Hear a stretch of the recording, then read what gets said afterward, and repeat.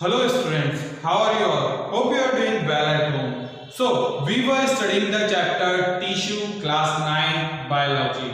In the chapter Tissue, we have studied so far about introduction of the tissue, division of labor and importance of the tissues. Now our today's topic is plant tissue. In plant tissue, we are going to study about the different types of plant tissues. So here our today's topic is plant tissues. So here if we are talking about the plant tissues, in the last class we have studied that the plant tissues are supportive,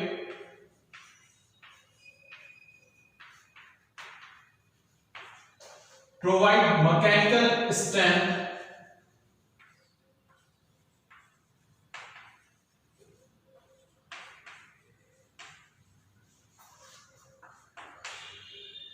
and may be classified as living or non-living. Some are living and some are non-living.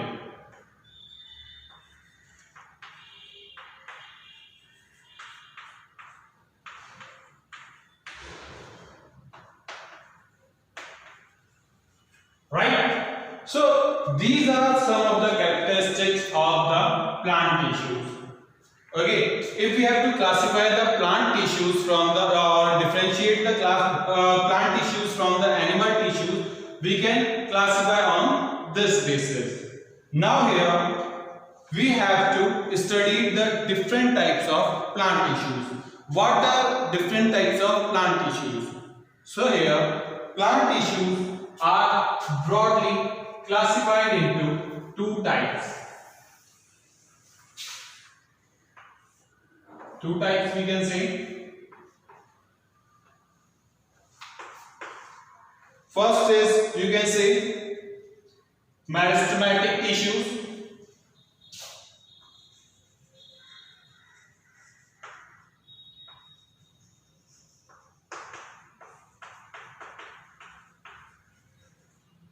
Meristematic tissues. So if we are talking about the meristematic tissues, so these are the tissues which are having undifferentiated cells.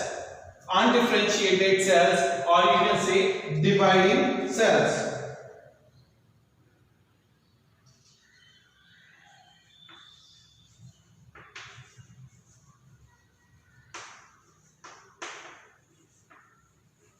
Undifferentiated, or you can say dividing cells. Correct? So here the cells are continuous dividing. Cells are continuous dividing. These are mainly you can say classified into three types. Second and third. First is apical meristem.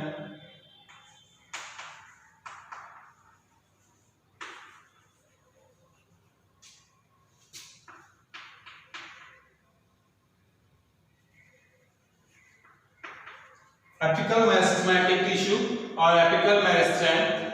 From the word apical, apical you can say at the tip of root or shoot. So they are usually, you can say their function is to increase the height of root or shoot. They are present at the tip of root or shoots.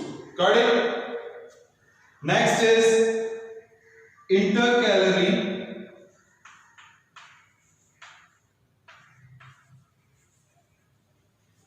meristematic tissue.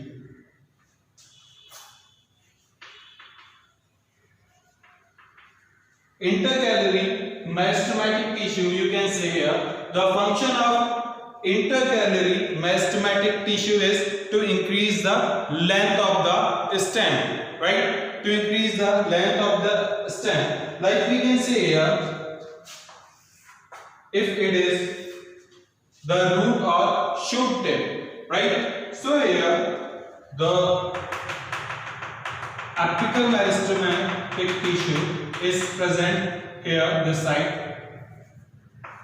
This is apical meristematic tissue, and here this is intercalary meristematic tissue, which is responsible for increasing the height. And last but not the least is lateral meristematic tissue.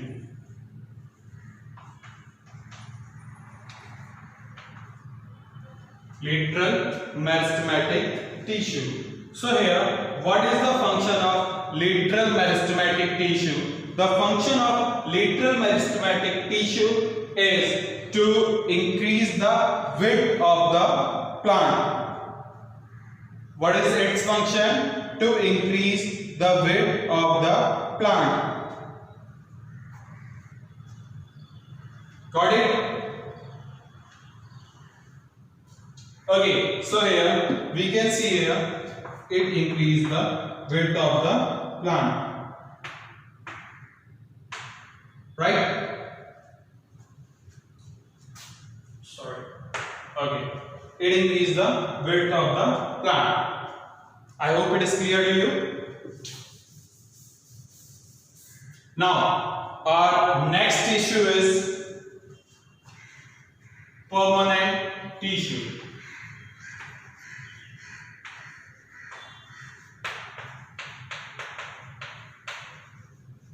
So here that was the meristematic tissue, and here it is the permanent tissue. Permanent tissue mean to say here these are non-dividing cells. These are permanent and non-dividing cells. You can say differentiated. These are differentiated.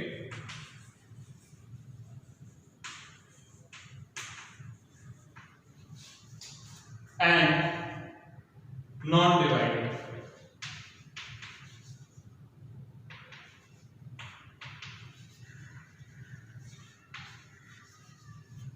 Got it? Differentiated and non-dividing cells. Got it? Now here the permanent tissue. We are talking about the permanent tissue. Here the permanent tissue is broadly classified into three main types. Three main types. What are these three main types? First is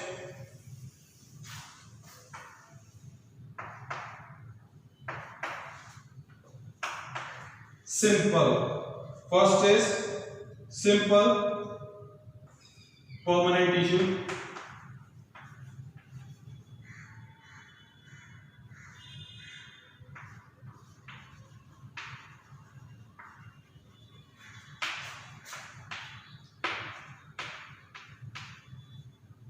Simple permanent tissue. Here, what are simple permanent tissues? So, if we are talking about the simple permanent tissues, so these are, you can say, the tissues which are made up of same type of cell.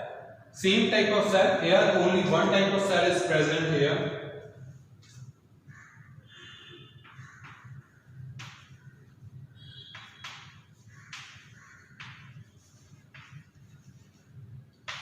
Made up of same types of cell.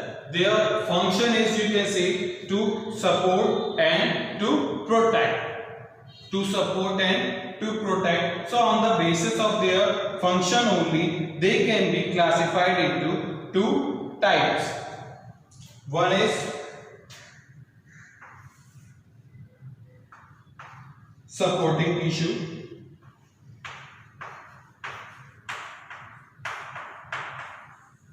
Supporting tissue. Here in supporting tissue, these are of three types. These are of three types. What are those three types? First is, you can see, parenchyma.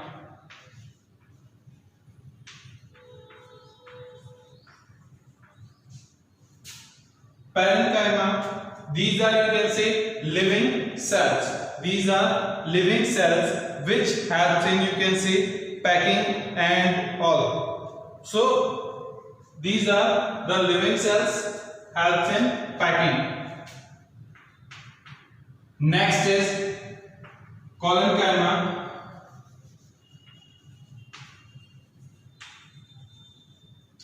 Coloncyma. So here, if we are talking about coloncyma, these are, you can say, supporting and flexible. These are also living cells and these are supporting and flexible, right? And third one is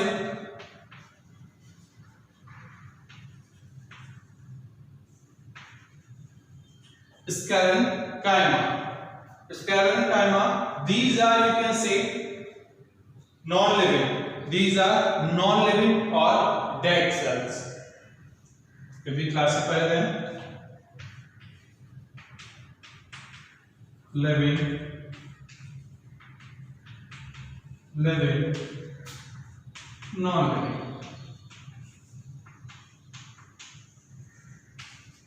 Got it? Our next type is protective tissue.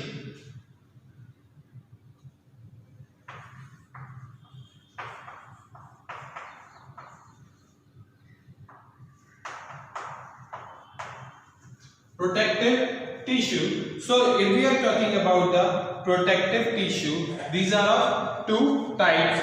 One is epidermis. And the next is cork. Right? If we are talking about epidermis, so these are made up of, you can say, single layer of cells, and these are the living cells. Got it?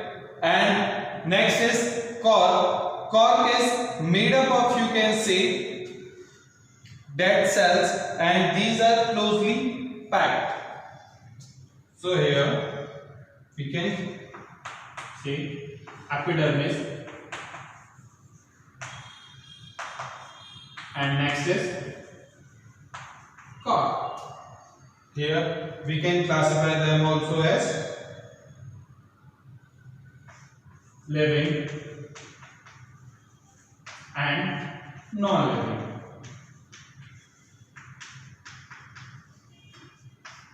Got it? So protective tissue are generally present at the, you can say, outer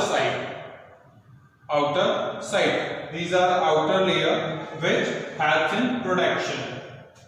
Got it? Now we will study our next type of tissue, that is complex tissue.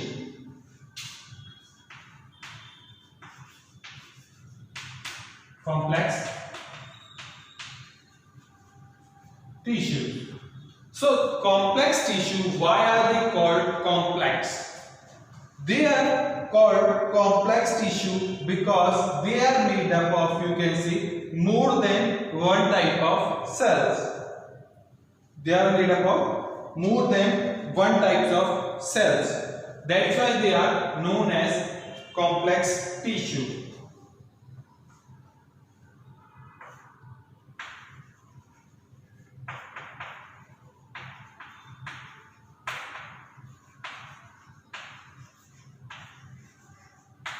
More than one type of cell. So what are the complex tissue? If we classify the complex tissue, we can classify them into two parts. The first part is xylem. The first part is xylem. And the next is phloem.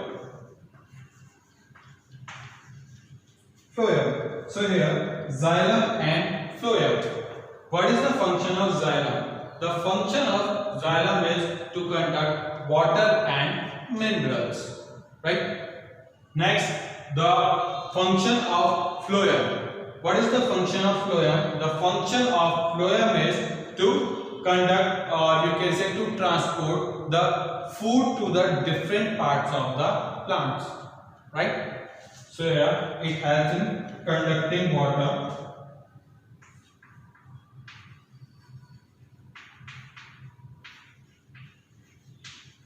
and minerals, transport,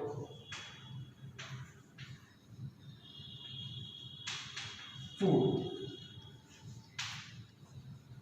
Got it? So xylem is unidirectional because water and minerals, it conducts from root to the all parts in the direction from the roots, from the ground to the above, right? So here the direction is, you can say, towards the tip, or single direction is there only here. So here the it is unidirectional. And if we talk about the phloem, so phloem transport the foods which is prepared in leaves to the all the directions. So it is, you can say, multi-directional. Got it? So what are the different types of xylem and phloem tissues? So if we talk about xylem, so xylem are of, you can say, 4 types. Xylem tissues. First is xylem tracheids.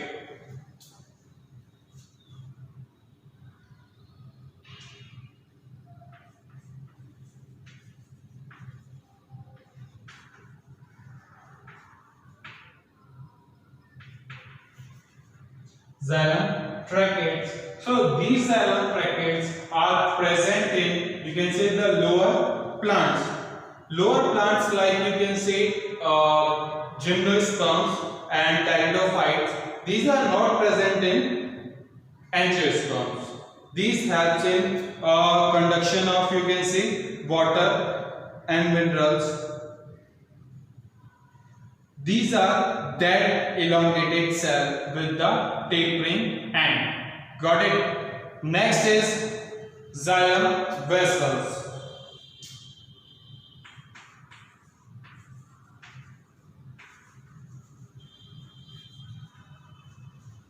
Xylem vessels. So these xylem vessels helps in, you can say, conduction of water in the angiosperms. These are present in the angiosperms, which are also known as the flowering plant. These are the most advanced plant, and here the xylem vessels are present. Vessels, it are, you can, these are hollow-like structure, helps in conduction of water and minerals. Got it? Next is xylem parenchyma.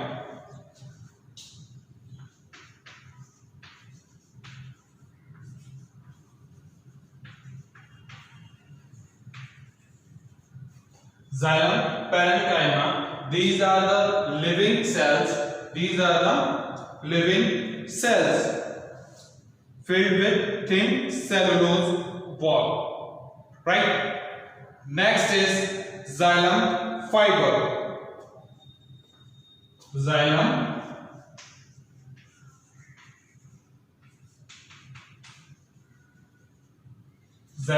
fibers. So here the xylem fibers are long, narrow and tapering at both the ends.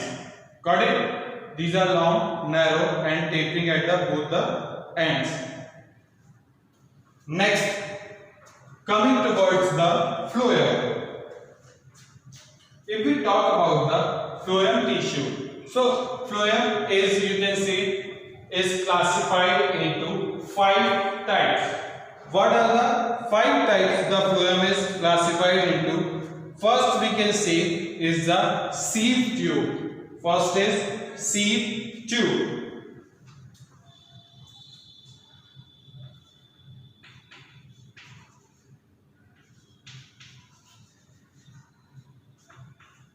It is the tube-like structure helps in transporting the food, right? Sieve tube. Next is sieve element, or you can say sieve plates.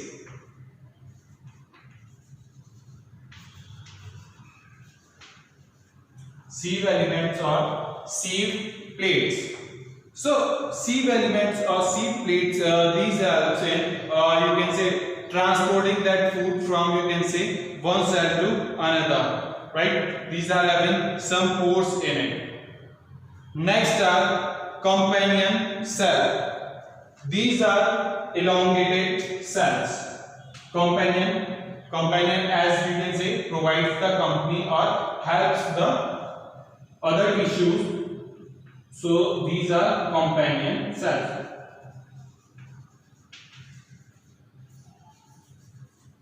Companion cells.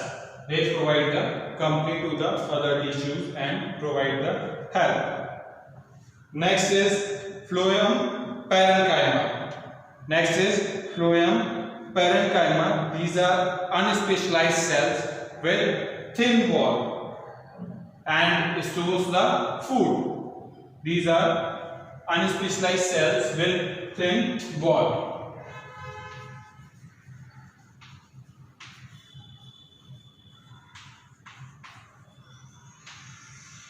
Phloem parenchyma. And last but not the least, you can see phloem fibers. Phloem fibers, these are elongated and dead cells.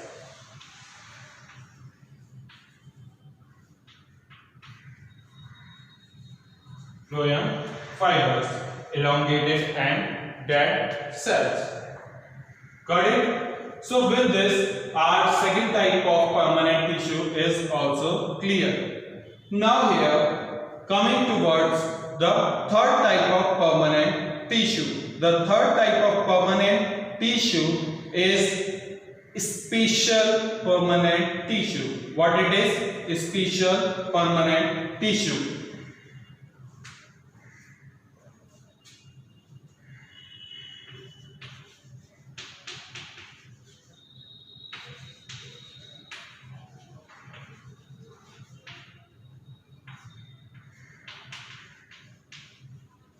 So why they are called special?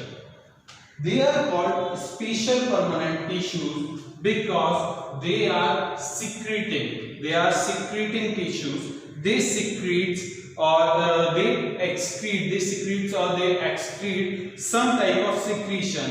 Like you can say gum, right? Gum or rubber. We have seen in the many plants, rubber plants, the gum we have seen. Yes. So that is the due to special permanent tissue. So we can say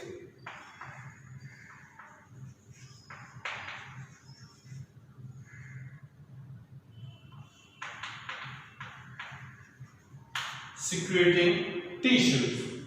So we can call it secreting tissues, right?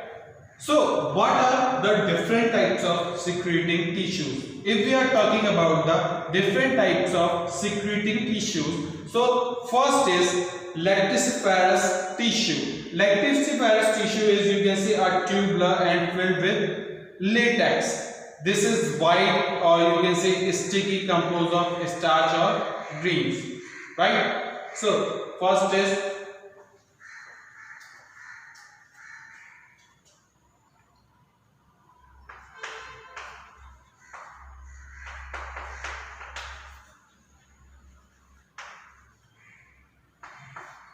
lactiferous, you can see lactiferous special permanent tissue, right? Next is glandular tissue. What is the function of glandular tissue? Glandular tissues, you can say these secretes gum, resins, or you can say digestive enzymes.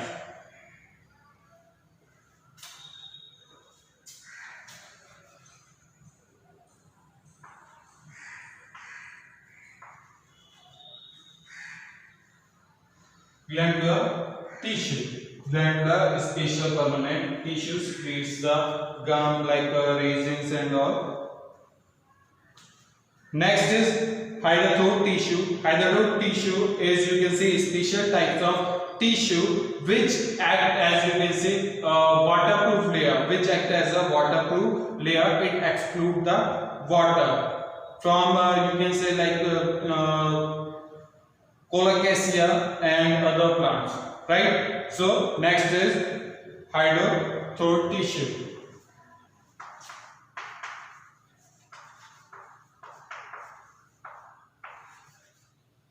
Hydrophore.